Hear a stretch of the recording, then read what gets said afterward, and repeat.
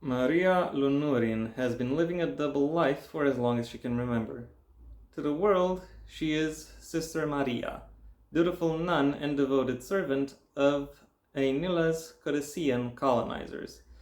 But behind closed doors, she is a stormcaller, chosen daughter of the Aenilan goddess Anitun Tabu. In hiding not only from the Codicians and their witch hunts, but also from the vengeful eye of her slighted goddess, Lunurin does what she can to protect her fellow Ainillans and the small family she has created in the convent, her lover Catalina and Kat's younger sister Ines. Lunurin is determined to keep her head down, until one day she makes a devastating discovery, which threatens to tear her family apart. In desperation, she turns for help to Alon Dakila, heir to Ainila's most powerful family, who has been ardently in love with her for years. But this choice sets in motion a chain of events beyond her control, awakening Anitun Tabu's rage and putting everyone Lunurin loves in terrible danger. Torn between the call of Alon's magic and Catalina's jealousy, her duty to her family and to her people, Lunurin can no longer keep Anitun Tabu's fury at bay. Hello everyone, and welcome once again to the Heir's Lair. I'm your host, Jonathan Taylor. Today, as you might have been able to guess, both from the title of this video and from the fact that I just read a synopsis, I'll be giving you a book review. And the book in question is going to be, I'm gonna pick you up again, Saints of Storm and Sorrow by Gabriela Bua. And may I just say, what a freaking gorgeous cover that is. Like, seriously, look at it. There's so much going on, but it's so visually striking, so visually pleasant. You can just look at it for quite a while, wouldn't you say? Okay, now let me just set you back down. Okay, yeah, we're good.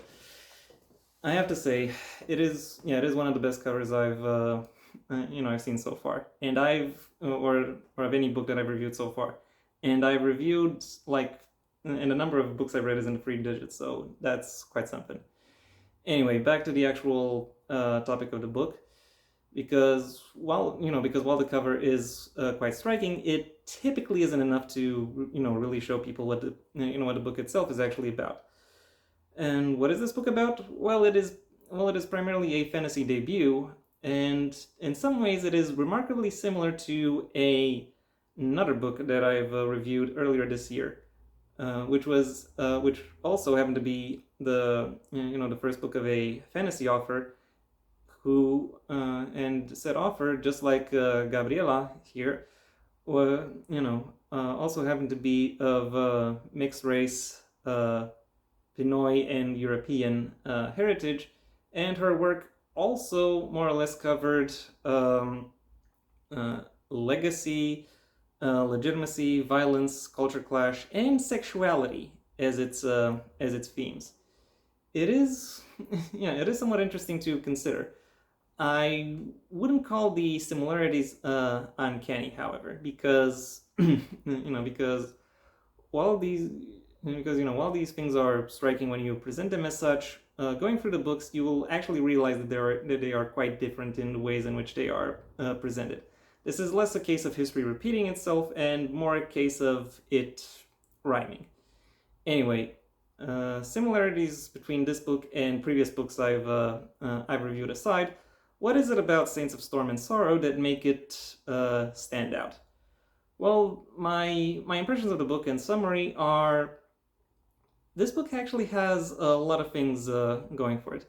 It presents a vibrant and dynamic world in a state of low intensity conflict, while also showcasing what the various characters within it, regardless of their faction, choose to do in order to effectively mitigate the the fallout that this conflict has, regardless of how exactly it is that they choose to define both mitigation and fallout. That all takes place with a pretty gorgeous backdrop that is delved through quite effectively and quite intriguingly.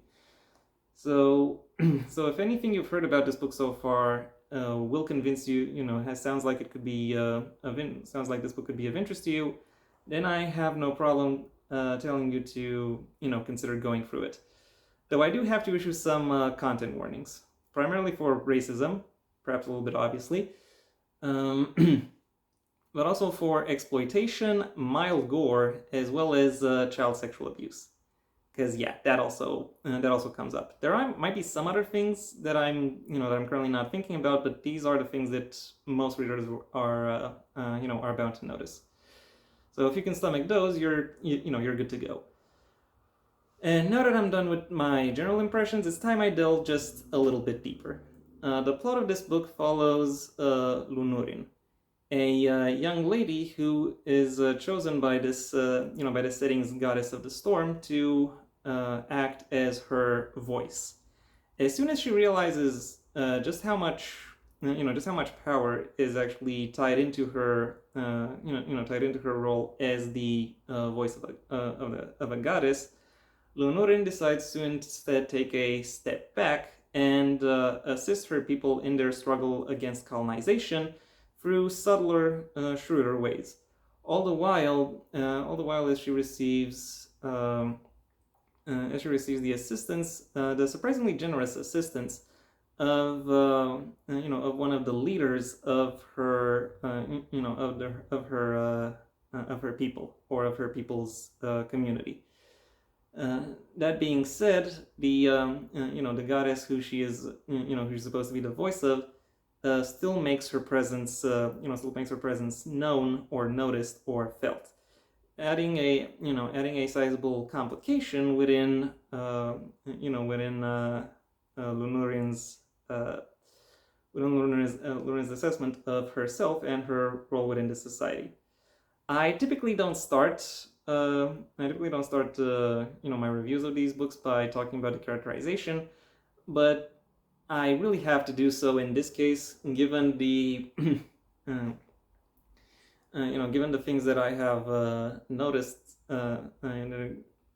given the things that I have noticed within this book, with the aid of Lunurin and her love interest Alan, which are things that, to be fair, I did kind of see in other pieces of fiction, but I didn't really put two and two together until I found them in this book, and now I can't unsee them.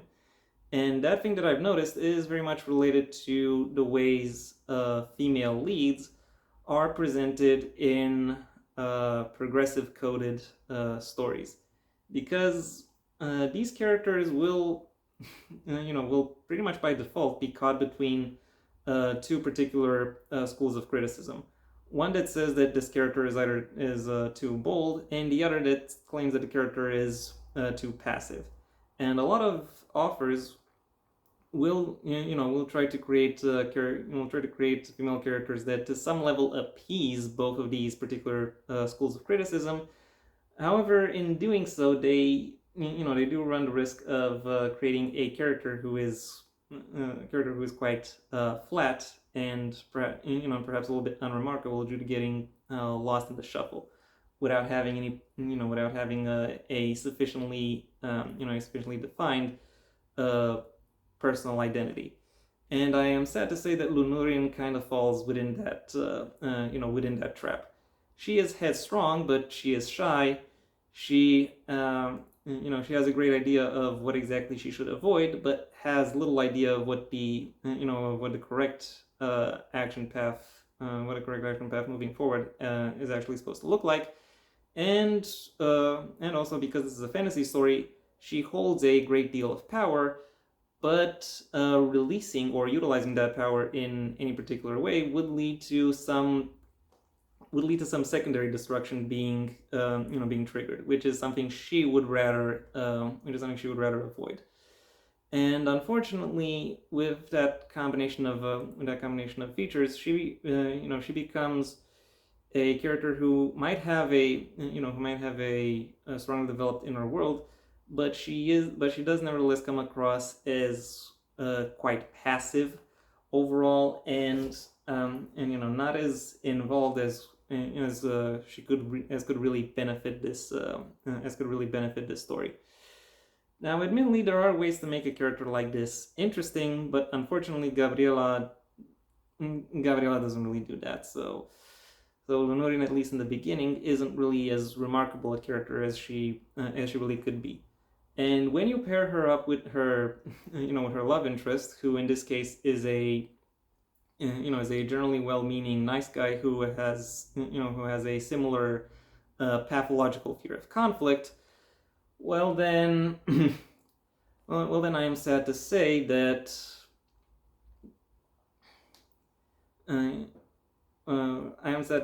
the story ends up focusing on them and on how they try to avoid the broader conflict going on within the story, making making a lot of the side characters and villains come across as that much more interesting by contrast, and leaving the readers hoping that any character from these categories actually shows up within this book in order to spice things up a little. Admittedly, Lunurin and Alon do indeed do actually progress from their initial characterizations, and do become more interesting, more noteworthy figures.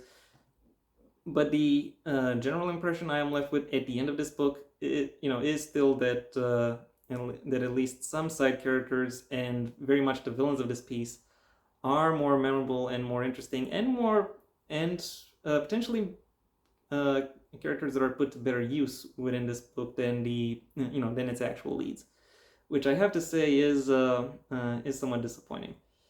And the focus on these characters in particular also has the effect of slowing down the plot of the book. Now, to some extent, the plot being a little bit slower is deliberate, as it is setting up this setting up this conflict between colonized and colonizer. But there are various other parts that are slow just because they are following avoidant characters, which, as I've said, is not particularly interesting.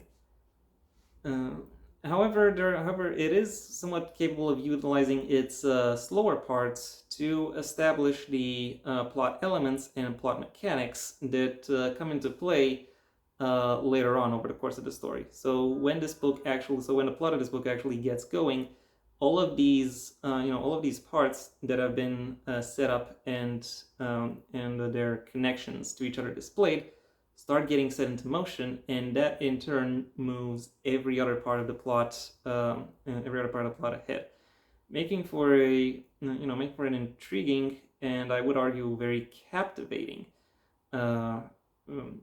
reading experience. Even though the actual premise behind the plot is something that a lot of fantasy readers will be accustomed to, resistance against an empire, it is still something that is created with a very distinctive identity, and therefore has a very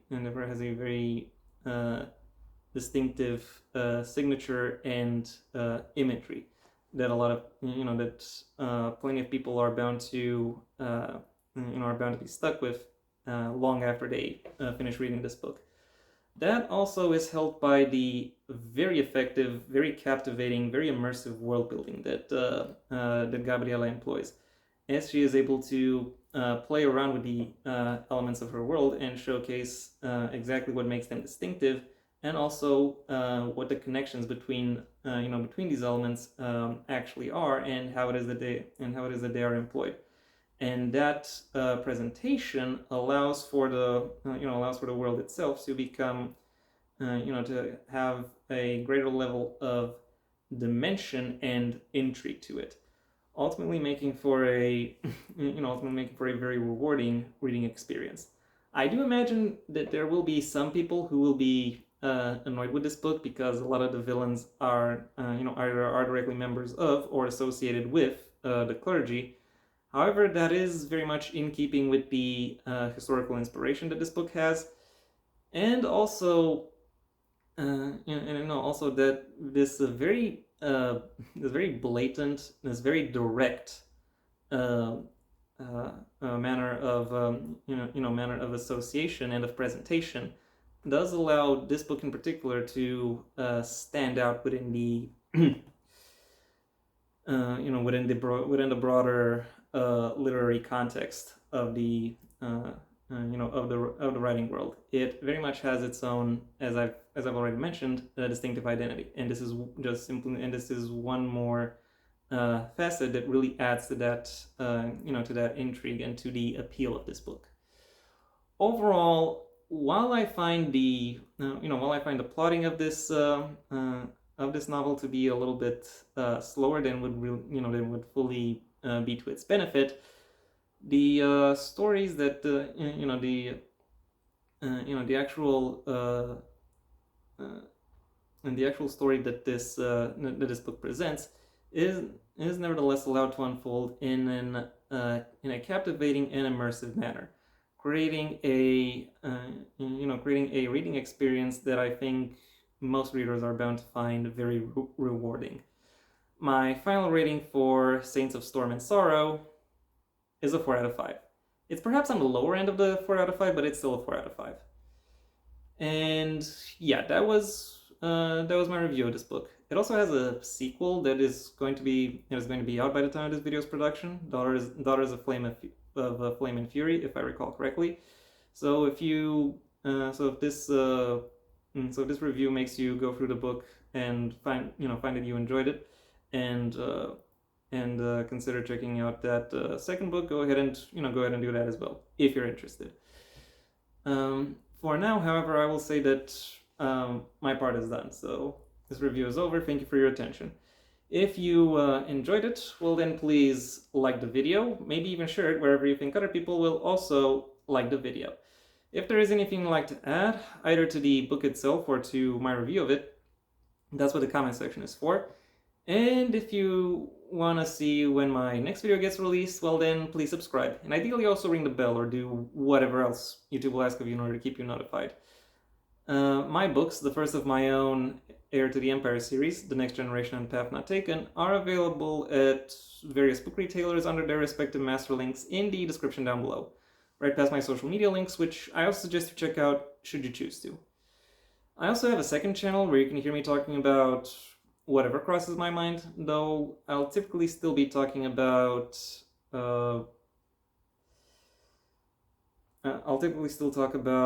narrative analyses, but of works outside of the print medium. So if that sounds interesting to you, go ahead and check it out.